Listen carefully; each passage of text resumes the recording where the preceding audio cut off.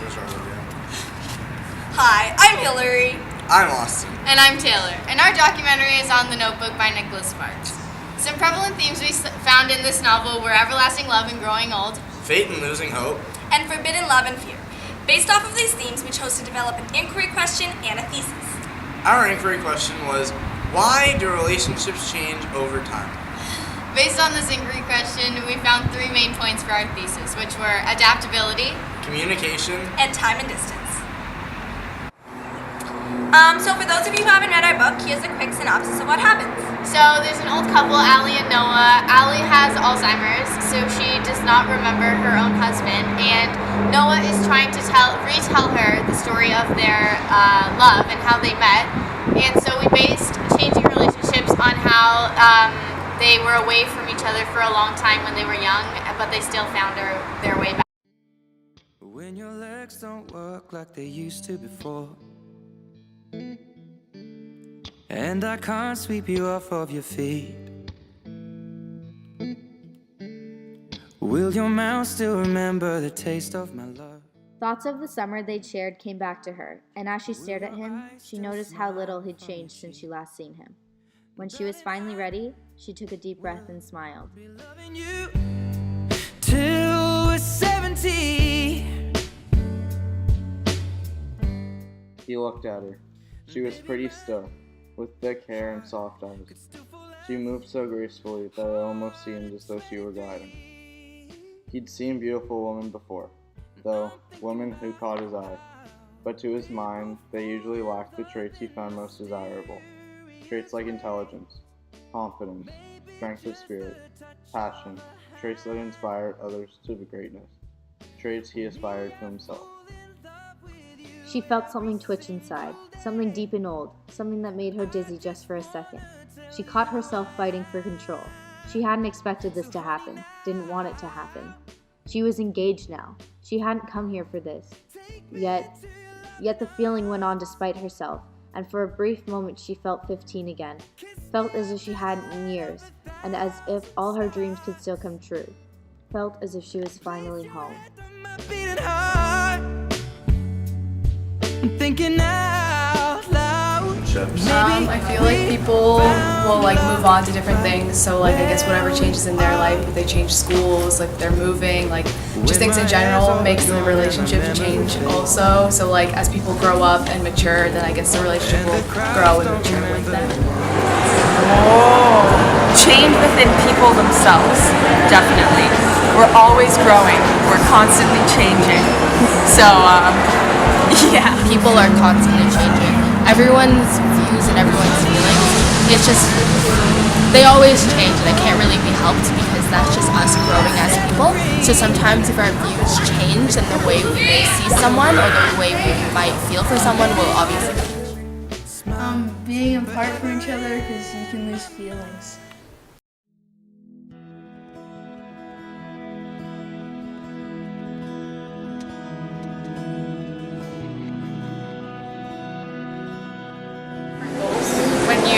When people set like different goals for themselves, like let's say somebody wants to like travel abroad and someone doesn't. Because people change over time.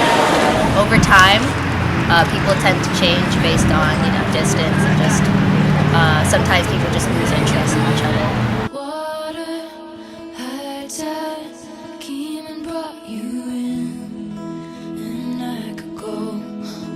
The state of your mental health, or like how long you've been in that relationship, because people tend to kind of like put up like this like persona that isn't really who they truly are before you kind of like, get into a serious relationship. And I think over time their true colors kind of come out and you realize who they are, and sometimes you might not like the person as they are. Yeah.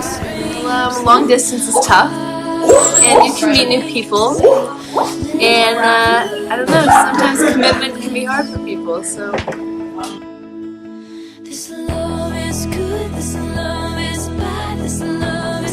What have you done to keep the relationship going? Well, if I had a relationship, communication would be key. Like, I'd always talk to my girl or my guy, depending on how I felt at the moment.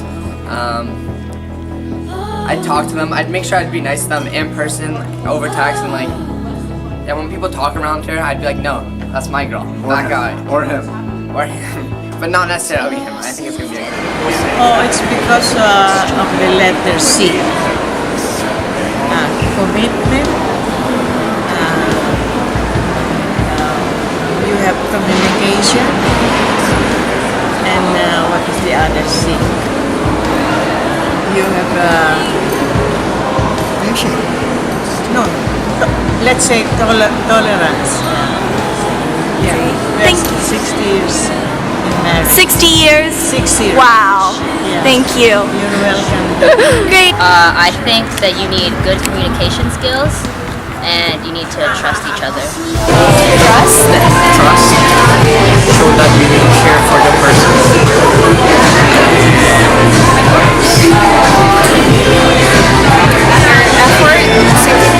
And cooperation and teamwork play really big factors in like a successful relationship.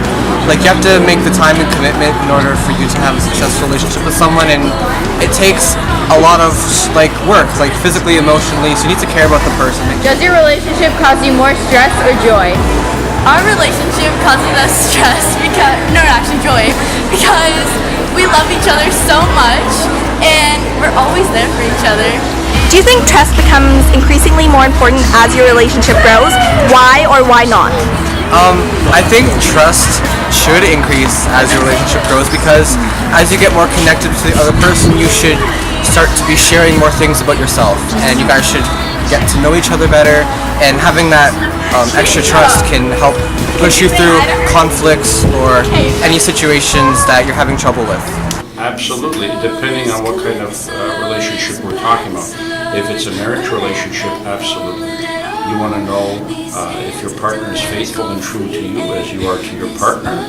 Otherwise, if there's infidelity or mistrust, then you will probably see a greater preponderance of divorce, misery, or cheating. We want to remove that. So if you evoke and evince trust, confidence in your partner and yourself, you'll have a better relationship.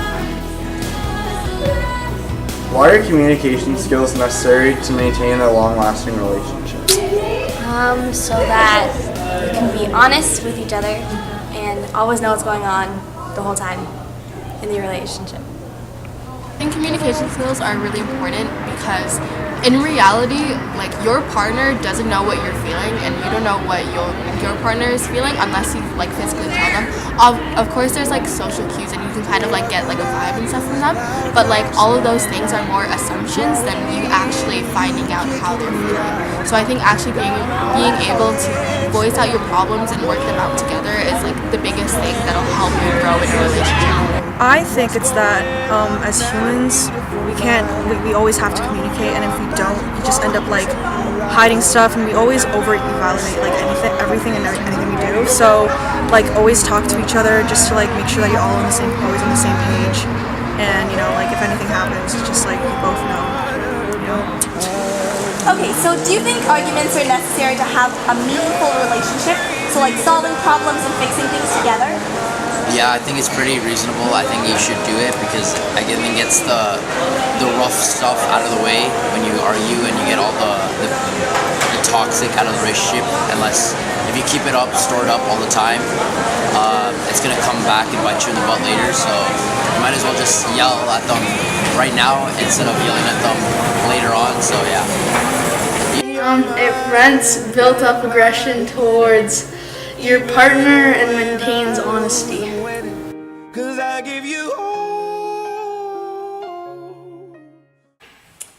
Based on all of these interviews and statistics, it has led us to believe that the 3 most common ways for changing relationships is adaptability, communication, and time and distance.